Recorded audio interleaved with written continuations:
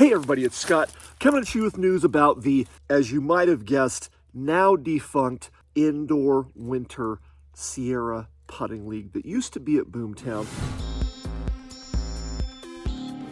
Anyway, if you weren't there at the beginning and you didn't see the last video, I'm going to post it below. You can check it out and find out what happened there. One session this year, and then the rug got pulled out from under us after 8 years, I believe, at that location. A total of 12 years running. And so we're going to cover a few things here. First, I'm going to go over refunds and getting your baskets. Second, if you're one of the people that offered us suggestions, I'm going to go through what happened with those suggestions, what happened with the what looked like to be the best case, most awesome potential solution, and what you might do to help next year. We have to start the process now if we're going to make this happen again. Now, we're going to start with baskets. If you're one of the basket donors that were there the first night or dropped them off at Disc Giant, we appreciate your support and your contribution. Some people have already started getting their baskets back. If you're going to be at the tag opener, I know who you are. I'm going to start sending you messages. Watch for my message. Let me know if you're going to be at the tag opener. I'm going to bring the rest of the baskets with me in the ambulance then. So if we can coordinate a bunch of pickups then, awesome. And just to hit something really quick, although someone we all know took first the first night of Putting League, this is not an elaborate scheme to make sure that that person leaves the season with the #1 accolades. All right? So stop that. I know you're kidding. Oh, it's okay. We're all friends. Second, refunds. Some people have already reached out knowing that we invested money to buy the tags. A couple of people have come forward without us asking, saying, hey, keep the $10, put it towards the tag costs. We appreciate that. Some people also said, hey, just the tags basically cost at this point about $2 each for the ones that went out, if we break it up that way. Some people have donated the cost of the tag. We appreciate that too. So whatever, it's all good. Don't feel like you have to do one of those things. We appreciate the sentiment. We appreciate the gesture. We did collect $1, as you know, the breakdown. If you were there the first night, the breakdowns, very transparent and upfront. $1 from every entry each night was supposed to go into a prize pool for season prizes. So we're going to take that $1 per person, put that towards the tag purchase. What I want you to do, I've got the list of people.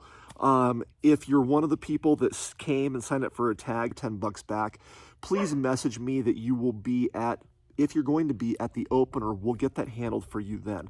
If you're from out of town, if you're one of our friends from Truckee, message me and I can PayPal you the $10 back. So, sound effects for the entertainment value. Hit me.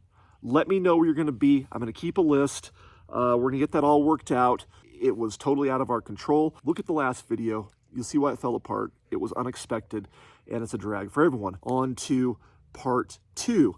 What happened since I made the announcement about this disappearing at what has been an awesome location. The first and best option, if you haven't heard me talking about it because you aren't one of the people that have seen and played around with me recently, the first and best option was a large casino group that had a facility that was larger than Boomtown's, and it was separate from the casino. I threw some things into this deal, this group I had talked to 7 years ago. And we had gone over a lot of things and have stayed in touch since then. But what had happened was, after things ended at Boomtown, I immediately called them.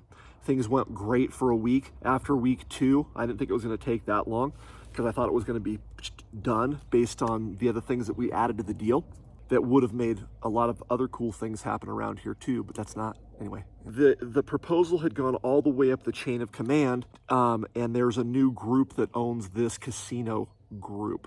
Okay, it's new management. So even though the same people were trying to work with us, it got approval on the local level all the way to the top, and there was one level of approval left, and that got strung out for another, well, really 4 weeks, 3 or 4 weeks.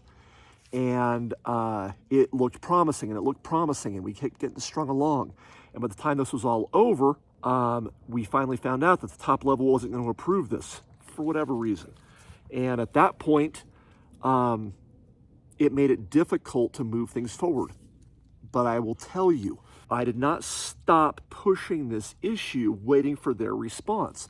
We had other suggestions that were good suggestions. You know who you are, and you'll understand that what I'm about to tell you applies to your suggestion. So there was one great suggestion with a facility, a restaurant, a bar that had a very large area that could have worked. The initial conversation was all right. The catch with that situation up first was that they could not facilitate the storage of everything we need to run it between events. So I was working on a solution. We had talked about parking a Podge unit, and there was going to be what used to be no cost to us because the businesses wanted us in there to spend money and have potential revenue.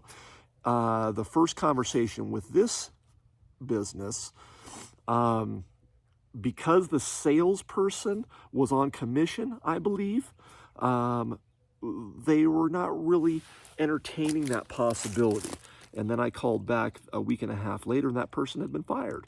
Not because I complained, but anyway, I guess that situation wasn't working out. Then we had another conversation with that facility, and it was positive at first with the new person.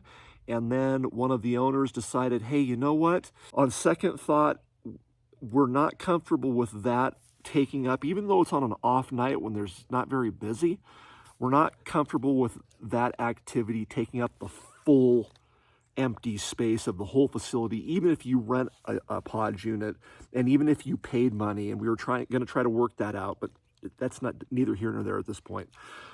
So it was a good suggestion. It was almost made possible. It almost happened. And then some people suggested, I can't remember off the top of my head, there's two stadiums, one is north and one is south in Reno, that are these big sports facilities.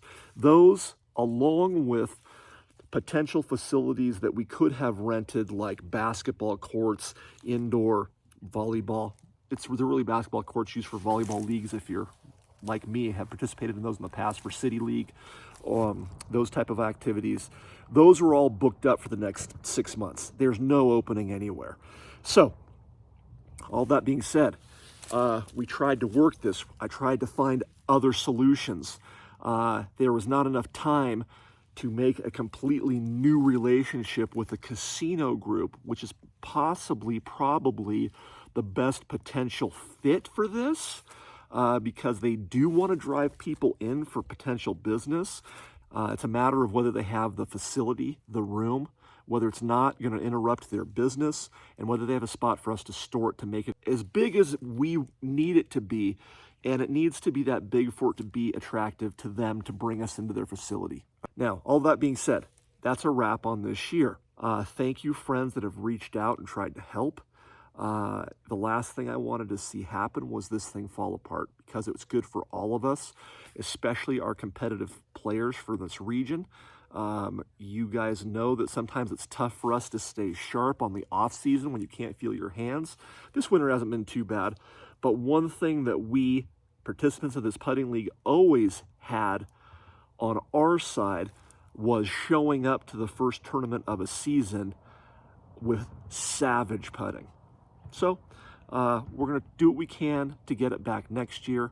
But one reason that we're stopping the process here, because we went back to revision, that's a different group, and we're going to start looking at maybe other space in there that wasn't utilized by the more informal putting league that was there earlier this year, was different layouts and maybe getting more holes in there to get more people in. It would be mutually beneficial. But at this point, the challenge is the same reason that we always ran the indoor putting league for a certain amount of time, because when the season starts, even some of the most die-hard putting league enthusiasts stop coming because we've been cooped up during the winter, and we all want to be outside living and loving life and playing again. And that takes some participation away while we finish up the year. And now we're like 2 months behind. So that's why the Sierra Indoor Winter Putting League is basically a wrap. What can you do for next year. There's some people I'm reaching out to start discussions with, but it is a challenge to be trying to push all of these things forward. But what you might be on the lookout for are the following. Again, Casino Group, there is a good case, there is a good pitch for next year in the winter months when things are extremely slow in the casino industry, why someone might want to have our group there weekly to drive additional revenue and business, whether it's gaming or restaurant or bar. Now, the next potential spot would be if you have any. When I played City League volleyball, when one of the gyms was taken up that we usually used, sometimes we'd be playing City League volleyball at a junior high school gym that had a large basketball court and it was smaller, but it would be enough to do what we're doing. So I don't know what the financial arrangement is there, but that may be a possibility. I know people have discussed with me, oh, what about all these empty commercial real estate, like closed down, where they usually have the spirit store and that kind of stuff. It's not a bad idea in the thinking. It's an extremely complicated suggestion because there's some commercial properties that people who own them actually would rather have them empty than have a little bit of revenue.